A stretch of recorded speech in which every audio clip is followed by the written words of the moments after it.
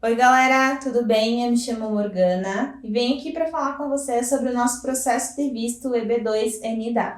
Antes de falar sobre o nosso tema do vídeo de hoje, vou contar para vocês como é que está a atualização do nosso visto. Essa semana nós recebemos mais uma boa notícia. Então, no vídeo passado eu tinha avisado vocês que tinham nos pedido um documento adicional e nós recebemos o ok já essa semana, então deu menos de um mês entre o prazo do pedido do documento e o ok. Agora é só aguardar o agendamento da entrevista.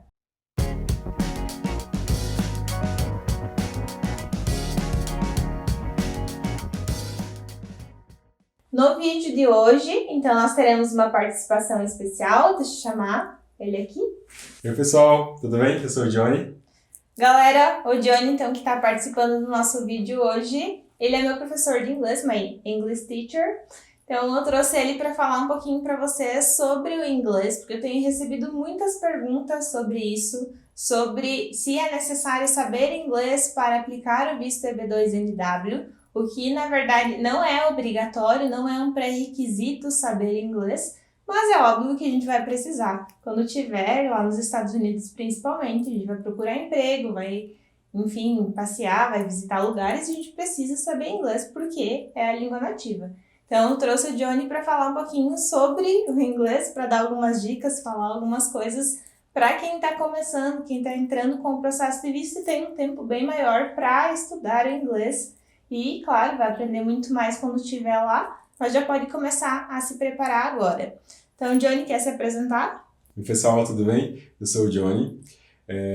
A minha história com o inglês começou quando eu tinha uns 12, 13 anos de idade, quando eu comecei a estudar inglês.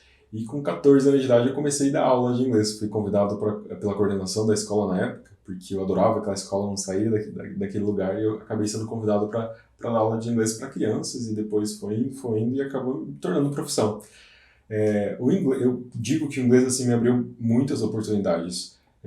Primeiro, eu consegui isso de começar a dar aula de inglês, muito novo ainda, né? Uma aulinha de uma criança aqui, depois foi para adolescentes, aí não deu muito certo porque eu também era adolescente, e aí depois comecei a dar aula para adultos, e foi indo. Por conta disso, eu pude também trabalhar como tripulante de cruzeiro, onde eu trabalhei num transatlântico na Europa durante algum tempo aí. Depois eu retornei para o Brasil, continuei trabalhando com inglês, porque eu gostava bastante. Me tornei coordenador pedagógico de uma escola onde trabalhei até pouco tempo atrás. E depois disso eu resolvi, depois de desbravar os mares, eu resolvi desbravar os ares. E eu comecei a trabalhar como comissário de voo também. Hoje eu trabalho como comissário de voo, além das aulas de inglês. Então, o inglês me trouxe essas oportunidades que eu não teria se eu não tivesse o inglês, por exemplo. E até pouco tempo atrás dizia que o inglês ele era um diferencial. Hoje a gente não vê mais o inglês como diferencial. Ele é basicamente o que qualquer empresa vai esperar de você, como junto com o pacote Office de antigamente, né? Hoje precisa ter inglês, não é mais diferencial. É quase que um item essencial para você poder trabalhar em qualquer empresa, basicamente. Eu conheci o Johnny na escola de inglês, que ele dava aula, né? Foi meu teacher lá na escola. E depois disso, quando a gente decidiu fazer a mudança, não estava fazendo inglês na época, mas a gente optou por começar a fazer aulas particulares. Aí o Johnny já tinha saído da escola, então nós chamamos ele para fazer aulas particulares. A gente faz algumas online, porque ele tá viajando, né? Cada vez num estado, num lugar diferente. Aí, quando ele vem para a cidade onde eu moro também, a gente faz aulas presenciais para treinar muito mais o speaking, que é o que eu tô mais fraca, né? Então, que é um pouquinho mais difícil, porque eu aprendi muito bem nas escolas de inglês que eu já fiz a ouvir e a escrever. Mas o que é mais difícil realmente é o falar o inglês, então é isso que a gente tá treinando muito mais agora. Mas eu vou pedir para o Johnny falar para vocês um pouquinho sobre como foi para ele ir para os Estados Unidos, porque ele foi recentemente, né, 2 vezes, inclusive, para Nova York. Então, vou pedir para ele falar como é que foi chegar lá no aeroporto, na imigração e na cidade de Nova York, como é que é. Cidade maravilhosa. O primeiro contato que você vai ter ali com o oficial de imigração vai ser a respeito da sua entrada. Então ele vai, no primeiro momento, vai coletar a sua digital ali, é só na primeira entrada, depois não coleta mais. Depois de coletar a sua digital, ele vai te fazer algumas perguntas a respeito da sua entrada. No meu caso, ele fez 3 perguntas. Ele perguntou qual que era o motivo da minha viagem, aonde eu ia ficar e quanto dinheiro eu tinha para poder passar esse tempo lá na minha estada em Nova York. Existem alguns amigos que comentam que eles fazem outros tipos de pergunta, nem sempre são as mesmas, e às vezes fazem até mais perguntas. Galera, só lembrando que essa chegada nos Estados Unidos é um pouquinho diferente da nossa, porque nós vamos ter um processo bem mais demorado no momento que chegar lá nessa parte da imigração. Nós vamos ter o pacote que é entregue aqui no Brasil ainda, que nós temos que entregar lá. Nós vamos ter mais perguntas sobre os motivos da viagem, enfim, outras coisas que nós vamos poder falar para vocês depois que a gente passar por essa etapa, né? Mas é uma etapa um pouco diferente, assim, de quem tá chegando para morar nos Estados Unidos, como a gente tem o Green Card. O Johnny tem 2 tipos de visto, né? Então, vou pedir para ele contar para vocês quais são esses vistos e como é que foi para retirar. Os 2 vistos que eu tenho, um é de turista, né, o B1 e o B2, e o Delta, que é de trabalho de tripulante.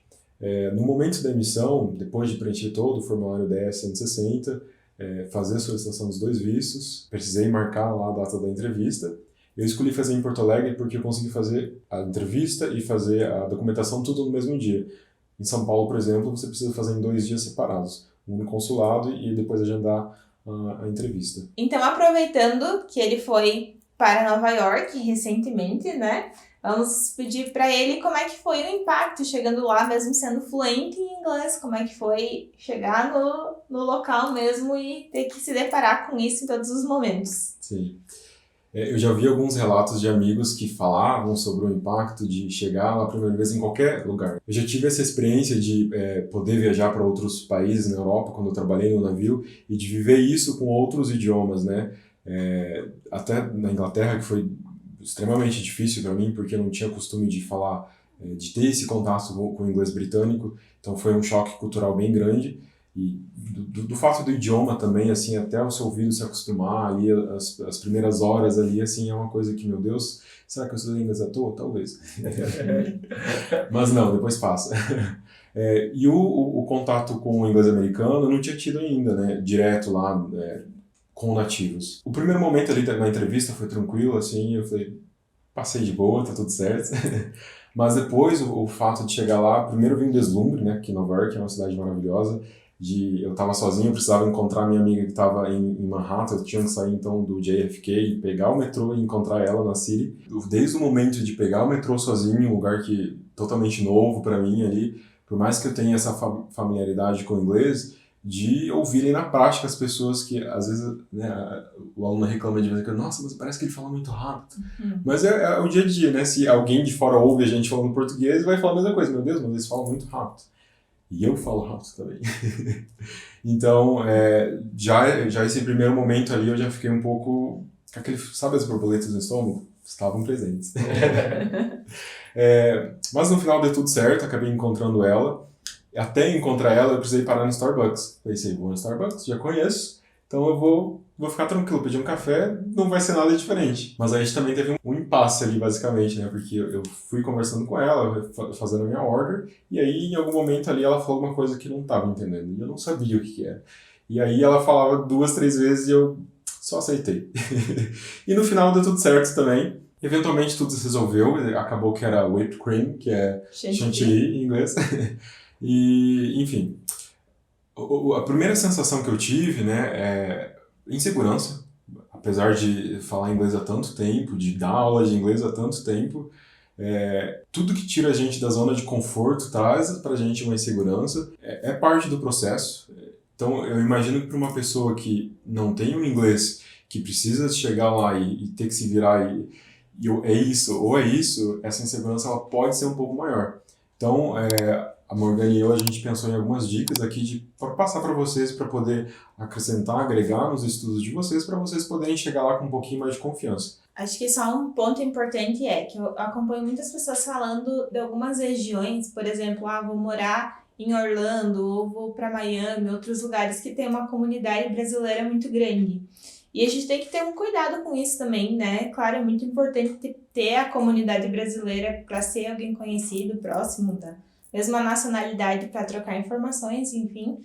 Mas muitas pessoas acabam não aprendendo inglês, não conseguindo viajar para outros lugares nos Estados Unidos, viver essa experiência de fato justamente por ficar só na comunidade brasileira.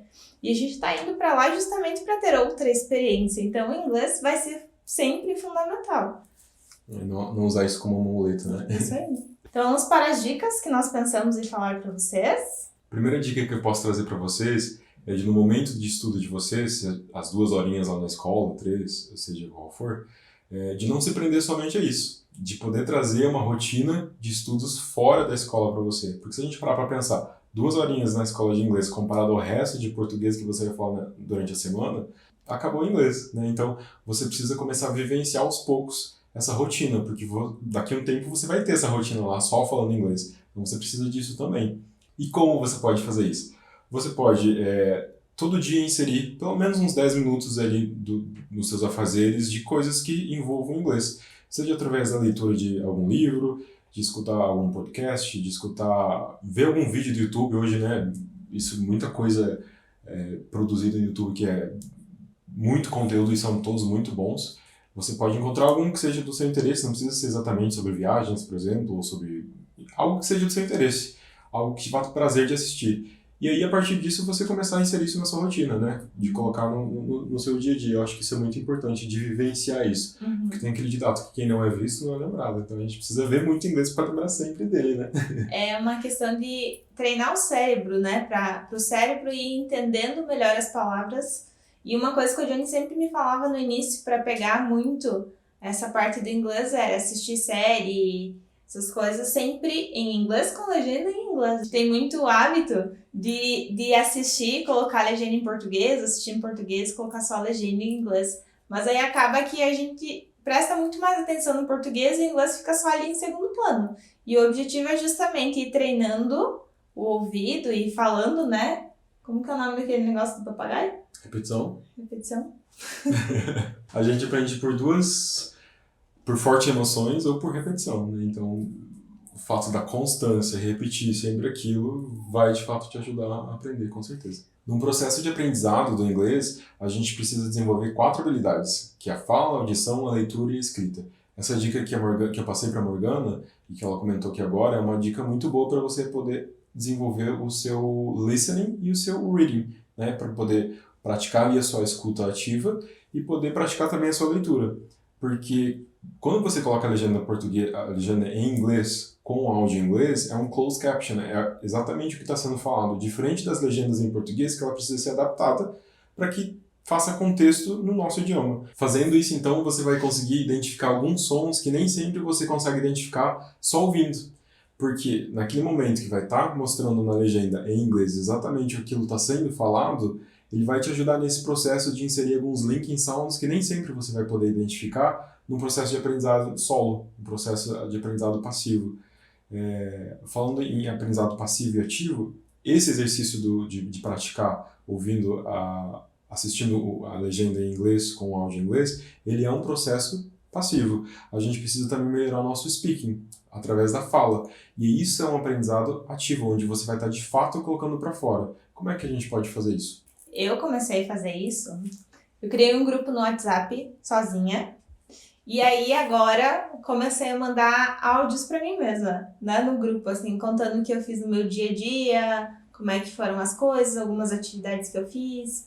E não fiz ainda, mas vou começar a fazer, a praticar, como se eu estivesse conversando com outra pessoa, falar sobre alguns assuntos, algo nesse sentido, né?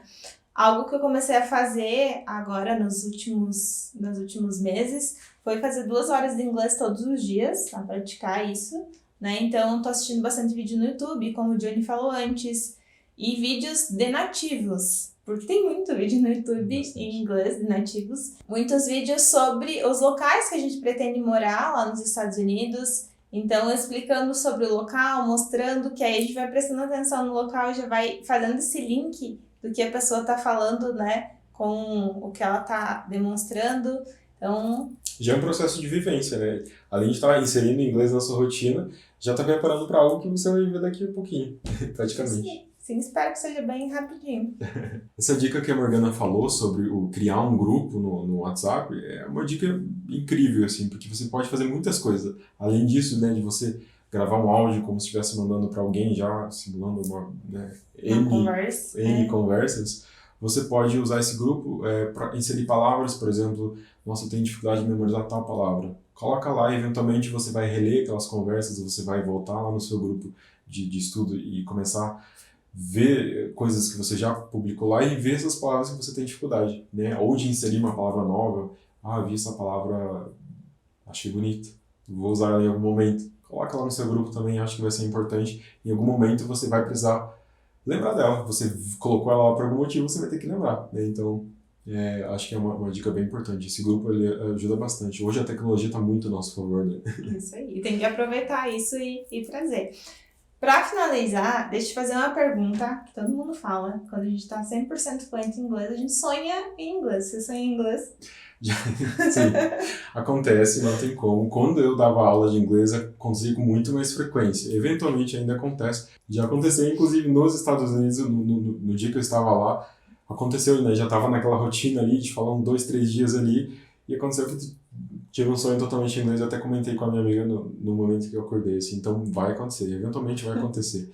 Porque basicamente é o seu cérebro se programando para uma eventual necessidade, né? Então, se começou só em inglês, é um bom sinal.